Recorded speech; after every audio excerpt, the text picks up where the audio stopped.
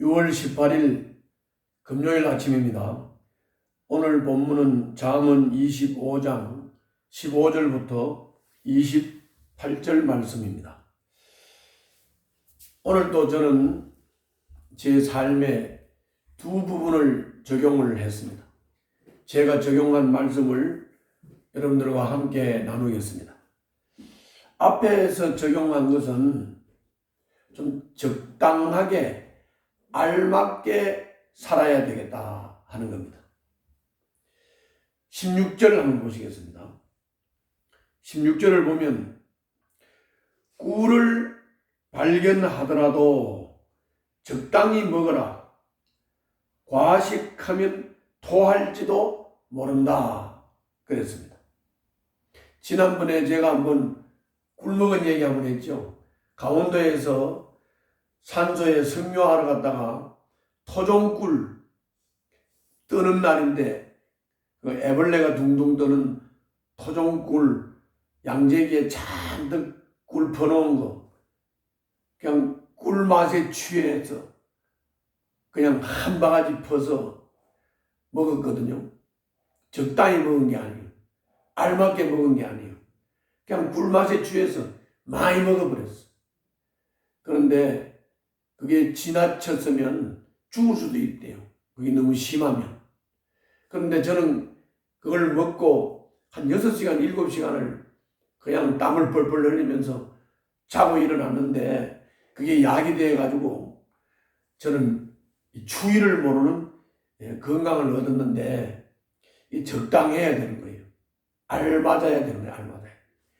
꿀이 달고 좋다고 꿀맛에 취해서 지나치면 안 되는 거죠. 그래서 거기 17절에도 보면 이렇게 말씀했죠. 이웃집이라 하여 너무 자주 드나들지 말아라. 그가 실정이 나서 너를 미워하게 될지도 모른다. 그냥 이웃집하고 친하다고 그냥 눈만 뜨면 이웃집에 가서 그 이웃집이 개인 생활을 하지도 못하게 하고 여러 가지로 사생활에 방해를 하게 되면 뭐라 그랬습니까? 이웃집이라 하여 너무 자주 드나들지 말라고 그랬잖아요. 이것도 적당한 게 아니에요. 여기 알맞지 않단 말이에요. 그러니까 그 이웃집이 실정이 나서 너를 미워할지도 모른다. 그렇게 말씀하신 것이죠. 또 27절 한번 보실까요? 27절. 27절을 보면 꿀도 너무 많이 먹는 것은 좋지 않듯이 영예를 지나치게 구하는 것은 좋지 않다. 꿀을 너무 많이 먹는 것이 좋지 않은 것처럼 영예, 명예 또는 소유, 이름 내는 거 이것도 막 너무 많이 나타내려고 하면 문제가 있다는 것입니다. 너무 지나치면 그거는 좋지 않다는 거예요. 적당하게 알맞게 해야 되는 거죠. 28절에 또 뭐라고 그랬습니까? 자기의 기분을 자제하지 못하는 사람은 성이 무너져 성벽이 없는 것과 같다. 이렇게 말씀합니다. 자기의 기분을 자제하지 못한다. 이거는 항상 자기의 소유, 자기의 현재에 대해서 자족하지 못하고 만족을 하지 못하고 자꾸 더 큰 것, 더 나은 것, 더 좋은 것을 자꾸 추구하고 그 욕망을 따라서 하는 것. 이거는 다른 말로 말하면 자제하지 못하는 거죠. 기분을 자제하지 못하는 거예요. 이런 사람은 자제하지 못하는 사람, 자족할 줄 모르는 사람, 끊임없는 욕망을 추구하는 사람, 이런 사람은 성어로 말하면 성이 무너져서 성벽이 없는 성과 같다. 그러면 저한테 묶이는 것이죠. 그러므로 우리는 적당하게, 알맞게, 그리고 내가 지금 현재 가지고 있는 것, 또 내가 소유하고 있는 것, 내가 관계하고 있는 것, 뭐 돈이든 명예든 소유든 무엇이든지 내가 조금 부족하다 할 정도로 알맞게 그리고 적당하게 여기 좋습니다. 그래서 부족한 것이 조금 부족한 것이 넘치는 것보다 낫다 그런 말씀이에요. 뭐 소유든지 뭐 자기의 명예든지 무엇이든지 조금 부족한 것 같아도 그것에 만족할 줄 아는 자족하는 마음이 필요하다. 자세가 필요하다. 절제하는 자세가 필요하다.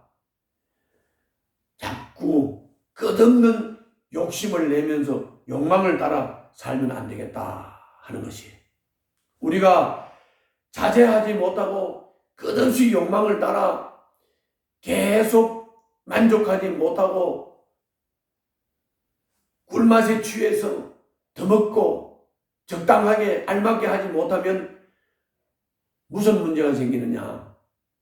그것이 얻어진다기보다는 사람과의 관계에 문제가 생겨서 그 사람 관계를 통해서 내 삶이 무너져 버립니다. 사람의 관계가 중요합니다.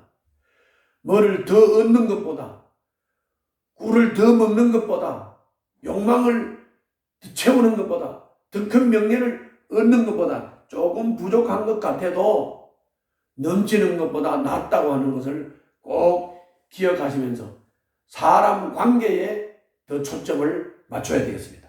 사람 관계 한번 보겠습니다. 21절. 내 원수가 배고파 하거든 먹을 것을 주고 목말라 하거든 마실 물을 주어라. 원수가 배가 고파해요. 원수가 배가 고파한다고요. 그리고 또 원수가 목이 말라 해요. 그런데 주님이 뭐라 그럽니까? 배가 고파하면 원수에게 먹을 걸 줘라. 목이 말라 하면 마실 물을 주라. 그게 뭡니까? 사람의 관계지요. 사람의 관계. 그래서 22절에서 이렇게 말씀했어요. 이렇게 하는 것은 다시 말하면 원수가 배고파하면 먹을 것을 주고 원수가 목말라하면 마실 것을 주는 것. 이렇게 하는 이유. 이것은 그 사람의 낯을 뜨겁게 하는 것이며 주님께서 너에게 상으로 갚아주실 것이다. 그 원수가 배고파할 때 먹을 걸 주고 목말라 할 때 마실 것을 주면 이 사람이 원수인 나에게 이렇게 먹을 것을 베풀고 마실 물을 준다. 나는 이 사람한테 이렇게 못했는데 나 뜨겁겠지요. 나 부끄럽지요. 이렇게 하는 사람에게 하나님께서는 상을 주신다. 그러니까 사람 관계를 잘하면 원수도 화평하게 되는 거고 사람과의 관계가 잘 되면 막힌 것도 열리고 매인 것도 풀리는 것입니다. 그래서 사람 관계가 중요한 겁니다. 그러나 그렇지를 못하고 자제하지 못하고 절제하지 못하고 그저 자기 욕심만 채우려고 달려가다 보면 관계가 다 깨져버리고 무너져버린다 그런 말이죠. 23절 24절도 한번 보겠습니다. 자, 23절을 보면 북풍이 비를 일으키듯 헐뜯는 혀는 얼굴에 분노를 일으킨다. 자꾸 남을 헐뜯으면 관계가 무너지겠죠. 그러니까 남을 자꾸 헐뜯으면 관계가 무너질 뿐만 아니라 나를 헐뜯고 댕기는 것을 알면 본인이 뭐라 그러겠습니까? 분노하겠죠. 그래서 남을 자꾸 헐뜯고 댕기면서 관계를 무너뜨리는 사람, 이런 사람은 북풍이 오면 비가 오듯이 항상 남을 헐뜯고 댕기는 사람은 사람들의 분노를 일으키고 싸움을 일으키고 분쟁을 일으킨다는 말이죠. 그러므로 우리는 남을 헐뜯지 말아야죠. 남을 칭찬을 해도 신동찬을 받는데 남을 헐뜯고 다니면 되겠습니까? 그 다음에 4절에서 뭐라 그랬습니까? 다투기를 좋아하는 여자와 넓은 집에서 함께 사는 것보다 차라리 다락한 구석에서 혼자 사는 것이 더 낫다. 관계 중에서 제일 가까운 관계, 관계 중에서 제일 친한 관계, 이게 부부 관계잖아요. 그런데 이 부부 관계도 다투지 말라. 부부 관계도 다툴 바에는 이 부부 관계의 다툼, 가장 친한 관계의 다툼은 이거는 뭐 그냥 진짜로 지옥같이 힘들고 어려운 거예요. 그렇기 때문에 부부와의 관계, 가장 가까운 관계도 다투지 말고 사랑의 관계, 화평의 관계, 서로 사랑하고 아끼는 관계가 되면 다락방에 가서 혼자 안 살아도 되지요. 그냥 행복하고 화목한 가정이 되는 것입니다. 이게 행복의 비결입니다. 그래서 오늘 이 말씀을 따라서